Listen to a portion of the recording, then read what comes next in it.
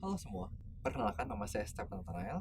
Di sini saya akan menjelaskan tentang data berdistribusi normal yang akan dibagi menjadi 4 bagian, yaitu pertama, pengertian data berdistribusi normal, yang kedua adalah distribusi fungsi normal. Nah, dan di materi yang selanjutnya saya akan menjelaskan tentang cara menggunakan tabel normal, dan yang kedua adalah menguji hipotesis berdistribusi normal. Kita masuk ke pembahasan yang pertama, yaitu pengertian data berdistribusi normal dan distribusi fungsi normal ya. Oke, masuk ke main topik kita pada hari ini. Kita hari ini akan belajar pengertian data berdistribusi normal dan distribusi fungsi normal. Oke, kita mau basa-basi, kita langsung masuk ke materinya ya. Di sini saya akan menjelaskan data distribusi normal. Jadi, data dapat dikatakan berdistribusi normal apabila data tersebut berdistribusi simetris. Nah, bisa dilihat di gambar berikut, kiri dan kanan itu sama, simetris ya, 50%-50%. Data berdistribusi simetris juga dapat dikatakan apabila nilai rata-rata, median, dan modus sama. Ingat ya, rata-rata, median, dan modus sama. Nah, ini untuk si penjelasannya akan saya jelaskan di slide selanjutnya. Oke, kita masuk ke sifat data distribusi normal. Nah, seperti yang katakan slide sebelumnya, nilai median, min, dan modus itu sama. Itu yang pertama. Yang kedua itu adalah mempunyai satu modus. Yang ketiga itu adalah luas seluruh daerah di bawah kurva adalah satu, di mana domainnya itu adalah negatif tak hingga lebih kecil dari X lebih kecil daripada tak hingga. Yang keempat itu adalah kurva simetris pada nilai rata-rata, di mana luas daerah kanan sama dengan luas daerah kiri, seperti yang dikatakan di slide sebelumnya tadi. Yang kelima adalah semakin besar simpangan baku, maka akan semakin lebar si kurva tersebut. Jadi kalau misalkan simpangan bakunya akan semakin besar, dia tuh akan semakin landai si kurvanya. Gitu. Oke, next. Pada suatu data frekuensi tertinggi, biasanya berada di sekitar nilai rata-rata data atau min. Semakin jauh data dari min, frekuensinya akan semakin rendah. Nah, contohnya seperti di bawah. Contoh ini atau gambar ini adalah distribusi normal atau Gauss. Nah, ciri-cirinya adalah dapat lihat ini berbentuk lonceng. Seperti itu. Nah, bentuk umum fungsi peluang distribusi normal dengan variabel acak X didefinisikan sebagai berikut. Di mana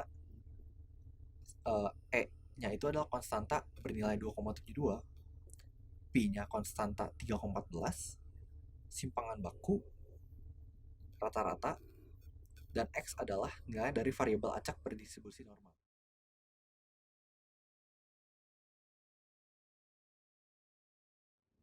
Nah, dari mana sih rumus ini? Nah, untuk penjelasannya lebih lanjut, saya akan menjelaskan di slide selanjutnya, di mana kita harus merubah distribusi normal umum ke dalam bentuk standar.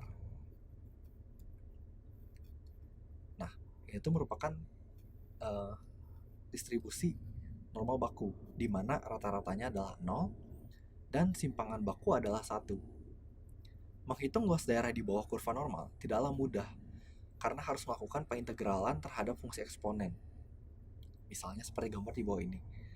Misalnya, integral berikut untuk menentukan luas daerah di bawah kurva normal baku pada interval Z besar lebih kecil sama dengan Z kecil, seperti tampak di gambar di bawah ini.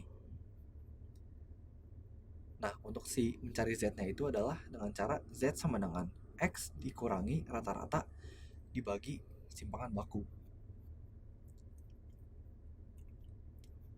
Nah, jika nilai rata-rata sama dengan 0 dan simpangan baku sama dengan 1, maka diperoleh distribusi normal baku atau standar, yaitu N dalam kurung 0,1. Rumus dari fungsi variabel acak Z yang berdistribusi normal baku adalah sebagai berikut, yaitu fungsi Z sama dengan 1 per akar 2pi dikali E dipangkatkan dengan negatif Z kuadrat per 2 untuk negatif tak hingga lebih kecil sama dengan X lebih kecil sama dengan tak hingga. Untuk grafik distribusi normal baku, N dalam kurung 0,1 dapat digambarkan sebagai berikut. Dapat lihat ya gambar di bawah ini. Nah, tadi tuh kan kita udah belajar distribusi normal dan distribusi normal baku. Perbedaannya apa sih? Kalau misalkan distribusi normal doang, itu tuh dia ada si simpangan bakunya sesuai sama rumus yang tadi. Nah, kalau misalkan kalian mention tadi, kalau misalkan yang baku itu dia udah gak ada simpangan bakunya, guys. Seperti itu. Nah, agar lebih jelasnya, saya akan menjelaskan bagaimana ilustrasi penurunan rumus di bawah ini. Ini merupakan distribusi normal umum, di mana dia masih memiliki simpangan baku dan belum diubah ke dalam bentuk Z. Setelah itu, ia disubstitusikan menjadi Z sama dengan X dikurangi dengan rata-rata dan dibagi dengan simpangan baku, di mana rata-ratanya sama dengan 0 dan simpangan bakunya adalah 1. Sehingga didapatkan distribusi normal baku yang sudah tidak memiliki simpangan baku dan sekarang sudah menjadi Z. Next, dengan berbagai parameter dari rata-rata dan simpangan baku, kita dapat mendapatkan distribusi normal yang berbeda-beda. Dapat lihat di gambar berikut. Nih, misalkan kalau simpangan bakunya sama dengan 1 dan rata-ratanya sama dengan 6, nah dia itu bakal berbentuk lancip si kurvanya. Kalau misalkan simpangan bakunya 3, dia akan semakin melandai, dan simpangan bakunya 10 itu akan semakin landai lagi, terutama bila si rata-ratanya 10.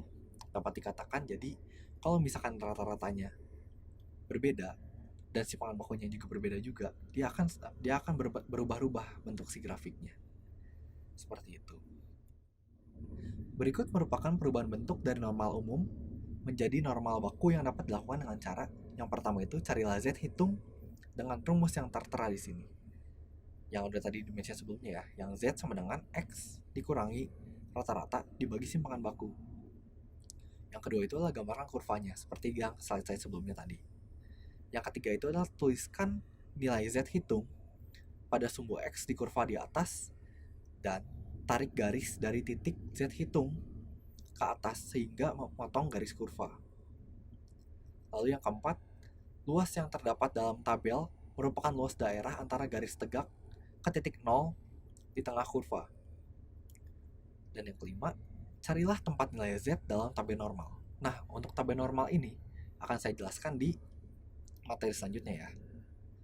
Yang keenam, luas kurva normal sama dengan 1 karena rata-rata sama dengan 0, maka luas dari 0 ke ujung kiri sama dengan 0,5. Dan luas dari 0 ke titik kanan adalah 0,5. Dan yang terakhir, luas daerah kurva normal dicari dengan menggunakan tabel kurva normal baku. Nah, kita akan masuk ke contoh soal. Nilai siswa di Tanjung Pinang mempunyai distribusi normal dengan rata-rata 90 dan deviasi standar mana 10. Tentukan nilai Z bagi siswa yang memiliki nilai 70 dan 100. Pertama-tama, kita harus menentukan dulu nih diketahuinya. Jadi, kita harus mengetahui yaitu rata-rata sama 90 dan deviasi standar sama 10. Nah, deviasi standar itu tadi udah dimention di yang pertama itu adalah simpangan bakunya ya. Jadi simpangan baku sama 10. Nah, untuk menentukannya gimana sih? Kita pakai yang Z hitung tadi.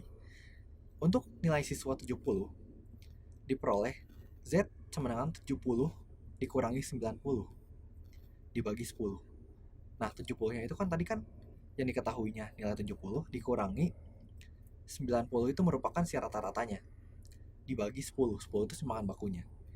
Nah, dapat dihitung tadi totalnya sama dengan minus 20 per 10 sama dengan minus 2. Itu untuk yang nilai siswa yang mendapatkan 70. Lalu untuk nilai siswa yang mendapatkan 100, kita dapat menghitung 100 dikurangi 90 dibagi 10 sama dengan 10 per 10 sama dengan 1. Nah, kita mendapatkan 2 Z hitungnya dan berarti untuk hasil sudah ditemukan. Oke, sekian pembawaan materi dari saya. Materi ini dibuat dan diedit oleh teman saya, Stefan Ganevan. Saya harap materi yang saya bawakan dapat bermanfaat dan sampai bertemu di course selanjutnya. Thank you.